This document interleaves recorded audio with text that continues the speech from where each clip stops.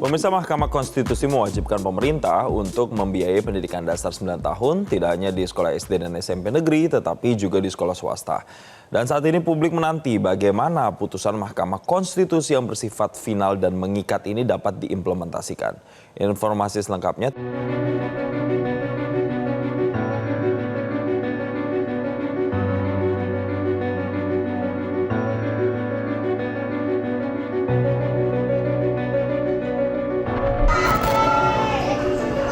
Pemerintah kini wajib membiayai pendidikan dasar 9 tahun dari sekolah dasar hingga sekolah menengah pertama atau sederajat di sekolah negeri maupun swasta.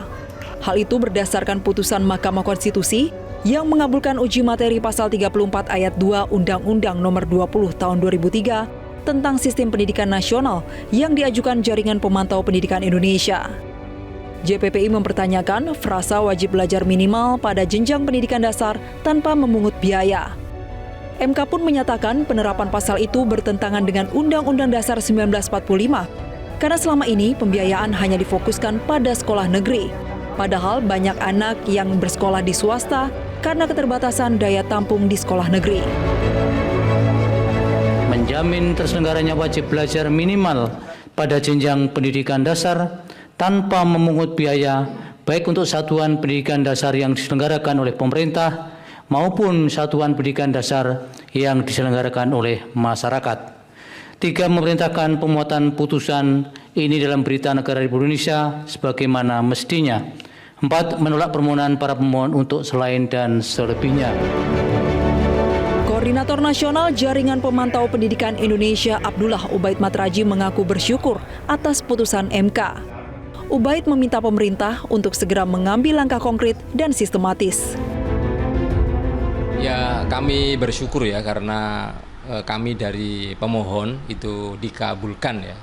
Jadi dengan adanya putusan ini maka kita berharap akses pendidikan bagi anak-anak yang mau melanjutkan sekolah khususnya di pendidikan dasar nanti bisa lanjut ke pendidikan menengah bisa meningkat aksesnya karena ada jutaan anak-anak Indonesia yang sekolah saja masih belum bisa, mereka masih putus sekolah gara-gara ya beban biaya sekolah gitu kan. Sementara Undang-Undang Dasar mengatakan bahwa beban pembiayaan sekolah itu menjadi tanggung jawab negara. Itu jelas pasal 31 itu ayat 2 itu bunyinya begitu. Pemerhati pendidikan Retno Listiarti menilai putusan MK ini bisa menjadi angin segar untuk meningkatkan lamanya belajar anak-anak Indonesia. Karena selama ini banyak anak-anak yang putus sekolah saat jenjang SMP.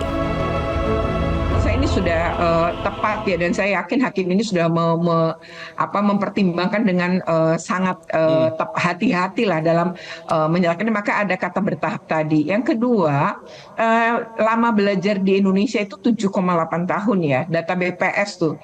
Dan itu hampir tidak bergerak 10 tahun terakhir. 7,8 tahun. Jelajahi cara baru mendapatkan informasi. Download Metro TV Extend sekarang.